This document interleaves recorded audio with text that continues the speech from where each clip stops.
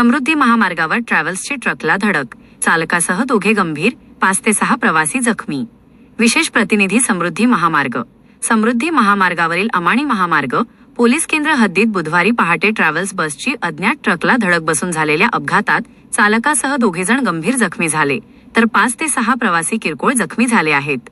मिळालेल्या माहितीनुसार MPV ZV0663 क्रमांकाची ट्रॅव्हल्स नागपूरहून पुण्याकडे जात होती. समृद्धी महामार्गावरील मुंबई कॉरिडॉरच्या चॅनल क्रमांक 223+400 जवळ समोर चालत असलेल्या अज्ञात ट्रकने अचानक ब्रेक लावल्याने ट्रॅव्हल्सची त्याला जोरदार धडक बसली. या अपघातात ट्रॅव्हल्स चालक मोहन उयेके व क्लीनर रणजित हे गंभीर जखमी झाले असून 5 ते 6 प्रवाशांना किरकोळ दुखापत झाली. जखमींना तत्काळ रुग्णवाहिकेच्या मदतीने उपचारासाठी रुग्णालयात दाखल करण्यात आले आहे.